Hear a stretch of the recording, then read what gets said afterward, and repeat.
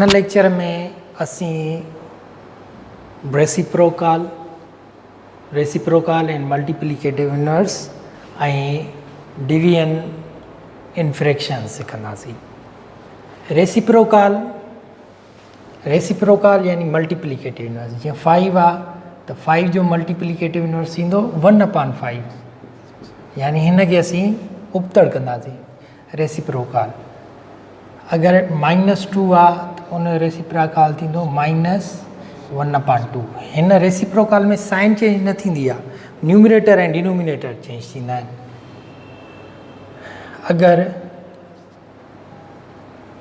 5/4 जो रेसिप्रोकाल आहे त थी वेंदो 4/5। अगरि असीं रेसिप्रोकाल फाइंड था कयूं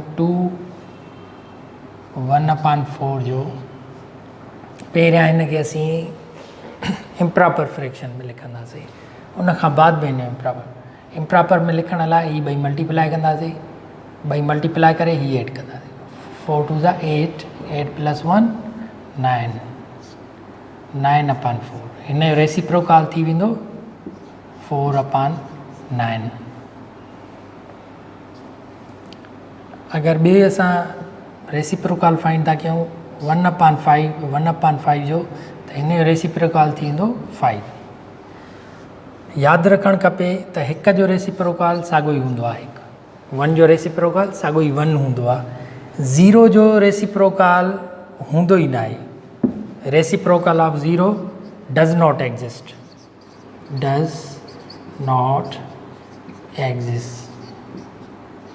हिन जो रेसिप्रोकाल हूंदो ई न आहे, छाकाणि त 0 कॾहिं बि डिवीजन में सोल्व न थींदो आहे। इहो अनसोलेबल आहे, इन जो आंसर ई न आहे, इहो अनडिफाइंड आहे। डिफाइन असीं हिन खे नथा करे सघूं मैथमेटिक्स में, यानी इन जो को बि आंसर कान्हे को। तंहिंजे करे असीं 0 जो रेसिप्रोकाल कॾहिं बि नथा लॻी सघूं, यानी 0 कॾहिं बि डिवाइड में नथा रखी सघूं। हाणे असीं डिवीजन सिखंदासीं। डिवीजन मल्टीप्लिकेशन जो रेसिप्रोकाल प्रोसेस आहे, डिवीजन मल्टीप्लिकेशन जो उबतो प्रोसेस आहे। तंहिंजे करे डिवीजन खे बि असीं मल्टीप्लाई वांगुरु ई सॉल्व कंदासीं, पर हिन में छा थींदो आहे, मल्टीप्लाई जी जॻह ते असीं डिवीजन लिखंदासीं ऐं हिन खे उबतड़ करे छॾींदासीं। सॉल्यूशन 5/8 सेम हूंदो। डिवीजन जी जॻह ते, वंड जी जॻह ते असीं ज़रब जी निशानी लिखंदासीं ऐं हिन खे उबतो करे छॾींदासीं, रेसिप्रोकाल करे छॾींदासीं 7/12। हाणे साॻियो ई ज़रब वांगुरु प्रोसेस थी वेंदो। हिन जे हिक ॿिए ते टेबल्स नथा लॻनि, न्यूमरेटर ऐं डिनोमिनेटर जा शार्ट वधीक नथो थिए। हाणे मल्टीप्लाई कयूं 5 खे 7 सां त 35 थींदो, ऐं 8 खे 12 सां ज़रब कंदासीं त 96 थी वेंदो, 96 थी वेंदो। हीअ थी वियो आंसर। Question number 2 solution.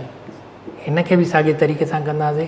3/5 साॻियो, वंड जी जॻह ते ज़रब थी वेंदी ऐं हीअ सॼो रेसिप्रोकाल थी वेंदो, उबतड़ थी वेंदो 20/7। इहो इन करे जो त वंड ज़रब जो उबतो प्रोसेस आहे। Division is inverse process of multiplication. हाणे असीं मल्टीप्लाई वांगुरु कंदासीं। हीअ न्यूमरेटर आहे, डिनोमिनेटर आहे, हिक ॿिए ते टेबल लॻे थी, ॿिन्ही ते टेबल लॻे थी। हिन ते 5 जी हिकु दफ़ो लॻी, हिन ते 5 जी 4 टाइम लॻी। हाणे मल्टीप्लाई कयूं 3 खे 4 सां, 3 4 12, 3 खे 6 सां ज़रब कयूं त 12 आंसर ईंदो। 1 खे 7 सां ज़रब कयूं, 7 1 7, हीअ थी वियो आंसर हिन जो। क्वेश्चन नंबर 3 5/8 डिवीजन आहे। डिवीजन जी जॻह ते मल्टीप्लिकेशन थी वेंदी। हिन खे इनवर्स कयूं, 7 जो इनवर्स थींदो 1/7। हिन हेठां कुझु बि न आहे, माना 1 आहे। 7 जो इनवर्स थींदो 1/7। हाणे मल्टीप्लाई कयूं 5 1 5 डिवाइड बाय 8 7 56। हीअ आंसर थी वियो। क्वेश्चन नंबर 4 हिन खे असीं कंपाउंड फ्रैक्शन खे इम्प्रॉपर फ्रैक्शन में लिखंदासीं। 3 1 3 1। हिन खे पहिरियां असीं इम्प्रॉपर में कन्वर्ट कंदासीं। 3 वन 3 ऐं 2 2 5 5 अपान 3 डिवाइड बाय 5 अपान 8। हाणे असीं मल्टीप्लाई जी साइन खे उबतड़ लिखंदासीं 5 अपान 3 इंटू 8 अपान 5। 5 ऐं 5 ॿिन्ही ते साॻी टेबल 5 जी लॻे थी। हाणे मल्टीप्लाई कयूं 8 वन 8 1 अठ 8 टिनि खे 1 सां मल्टीप्लाई कयूं 1 खां 3 3 वन 3। हीअ आंसर थी वियो, पर असीं हिनखे अञा वधीक शार्ट करे सघूं था, यानी असां हिनखे सिंप्लीफाइड फॉर्म में लिखूं। हीअ इम्प्रॉपर आहे, हिनखे असीं कंपाउंड में लिखी सघूं था। कंपाउंड में थी वेंदो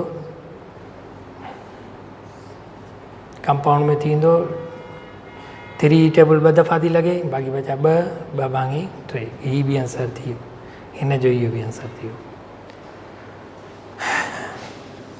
अञा हिकिड़ो क्वेश्चन ॿियो बि एग्ज़ाम्पल कयूं था। Example number 5 5 upon 8 divide by 2 3 by 4।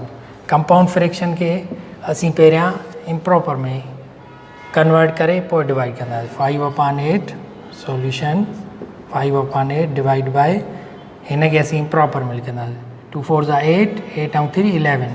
हीअ इम्प्रॉपर में कन्वर्ट थी वियो इम्प्रॉपर फ्रैक्शन में। हाणे हिन खे असीं डिवाइड खे वधीक सॉल्व कंदासीं। डिवीजन उबतो प्रोसेस आहे मल्टीप्लिकेशन जो, इनवर्स प्रोसेस आहे मल्टीप्लिकेशन जो, तंहिंजे करे 5 अपान 8 ही फर्स्ट सेम हिन खे चेंज कंदासीं इंटू 4 अपान 11। 5 खे 4 सां मल्टीप्लाई कयूं, ओके थी वेंदो 20 अपान 88। अञा ॿिए तरीक़ो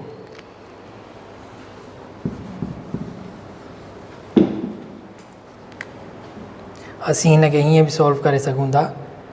5 अपान 8 इंटू 4 अपान 11 ॿिन्ही ते टेबल लॻायो, 4 जी ॿिन्ही ते टेबल लॻे थी, हिन ते हिकु दफ़ो 4 ते ऐं 8 ते 2 दफ़ा। हाणे ॿिन्ही खे मल्टीप्लाई कयो, 5 खे 1 सां 5 11 खे 2 सां ॿिन्ही खे मल्टीप्लाई कयो त आंसर थींदो 22।